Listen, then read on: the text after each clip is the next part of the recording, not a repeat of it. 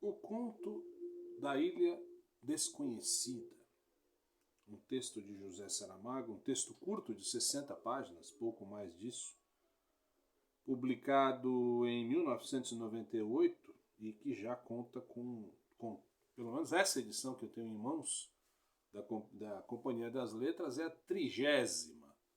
Tudo o que se refere a José Saramago tem uma grande capilaridade, para usar um termo que eu particularmente não gosto, mas que está muito em voga, né? Espalha demais, ganha dimensões enormes, se multiplica. Depois que boa, que morenaço que a esposa fica, como diria Vinícius de Moraes no seu poema Enjoadinho. Resultado, filho. Não, mas ao contrário do poema de Vinícius, resultado é mais uma obra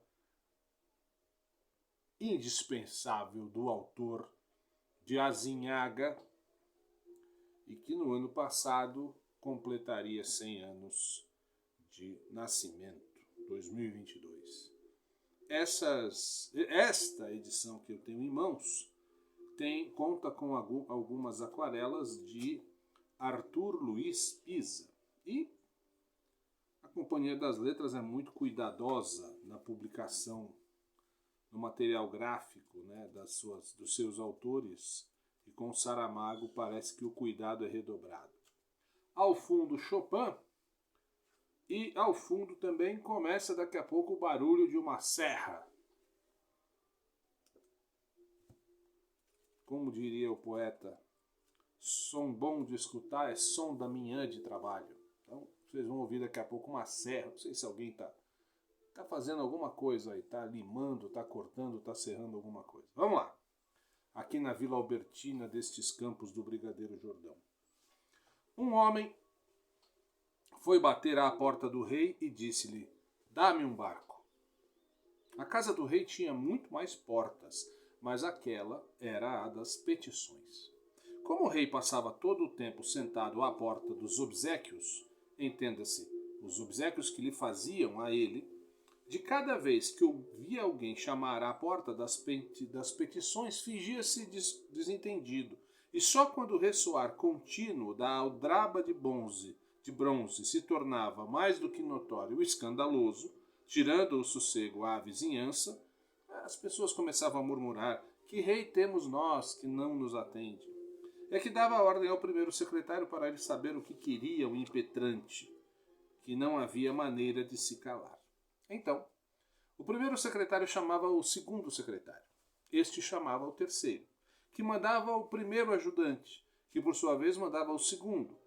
E aí, assim por aí fora, até chegar a mulher da limpeza, a qual, não tendo ninguém em quem mandar, entreabria a porta das petições e perguntava pela frincha: que é que tu queres? O suplicante dizia o que vinha, isto é, pedia o que tinha a pedir. Depois instalava-se a um canto da porta, à espera de que o requerimento fizesse de um em um o caminho ao contrário até chegar ao rei. Ocupado como sempre estava com os obséquios, o rei demorava a resposta, e já não era pequeno sinal de atenção ao bem-estar e felicidade do seu povo quando resolvia pedir um parecer fundamentado por escrito ao primeiro secretário, o qual, escusado seria dizer, passava a encomenda ao segundo secretário, este ao terceiro, sucessivamente, até chegar outra vez a mulher da limpeza, que despachava sim ou não, conforme estivesse de maré. Contudo, no caso do homem que queria um barco, as coisas não se passaram bem assim. Quando a mulher da limpeza lhe perguntou pela nesga da porta: que é que tu queres? O homem, em lugar de pedir, como era costume de todos, um título, uma condecoração ou simplesmente dinheiro, respondeu: quero falar ao rei. Já sabes que o rei não pode vir, está na porta dos obséquios, respondeu a mulher. Pois então, vai lá dizer-lhe que não saio daqui até que ele venha. Pessoalmente saber o que quer, rematou o homem, e deitou-se ao comprido no limiar, tapando-se com a manta por causa do frio. Entrar e sair, só por cima dele.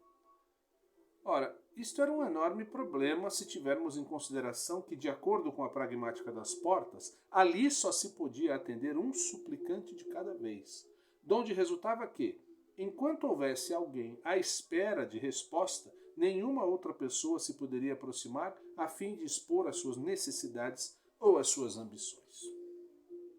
À primeira vista, quem ficava a ganhar com esse artigo do regulamento era o rei, dado que, sendo menos numerosa a gente que o vinha incomodar com lamúrias, mais tempo ele passava a ter e mais descanso para receber, contemplar e guardar os obséquios.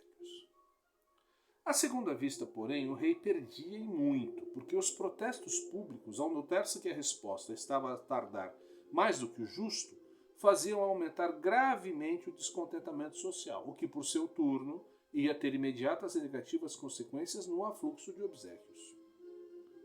No caso que estamos narrando, o resultado da ponderação entre os benefícios e os prejuízos foi ter ido o rei, ao cabo de 3 dias, em real pessoa, à porta das petições para saber o que queria o intrometido que se havia negado a encaminhar o requerimento pelas competentes vias burocráticas.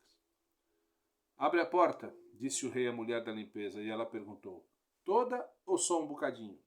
O rei duvidou por um instante. Na verdade, não gostava muito de se expor aos ares da rua, mas depois reflexionou que pareceria mal, além de ser indigno da sua majestade.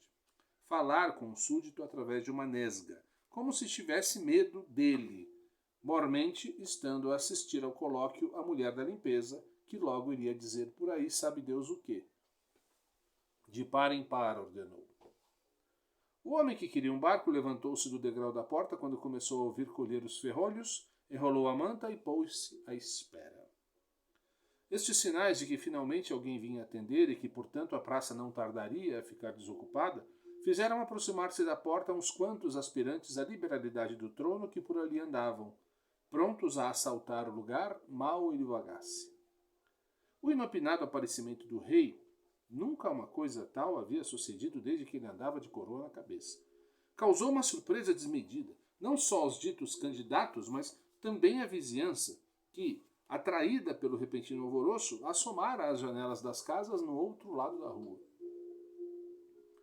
A única pessoa que não se surpreendeu por aí além foi o homem que tinha vindo pedir um barco.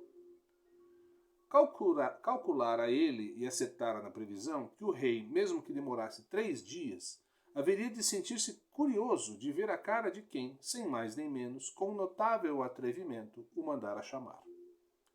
Repartido, pois, entre a curiosidade que não pudera reprimir e o desagrado de ver tanta gente junta, o rei, com o pior dos modos, perguntou 3 perguntas seguidas.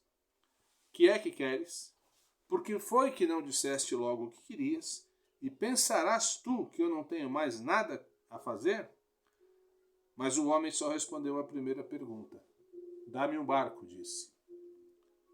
O assombro deixou o rei a tal ponto desconcertado que a mulher da limpeza se apressou a chegar-lhe uma cadeira de palhinha, a mesma em que ela própria se sentava quando precisava de trabalhar de linha e agulha, pois além da limpeza, tinha também à sua responsabilidade alguns trabalhos menores de costuras no palácio, como passajar as peúgas dos pajens. Mal sentado, porque a cadeira de palhinha era muito mais baixa que o trono, o rei estava a procurar a melhor maneira de acomodar as pernas, ora encolhendo-as, ora estendendo-as para os lados, enquanto o homem que queria um barco esperava com paciência a pergunta que se seguiria. E tu, para que queres um barco, pode-se saber? Foi o que o rei de fato perguntou, quando finalmente se deu por instalado, com sofrível comodidade, na cadeira da mulher da limpeza.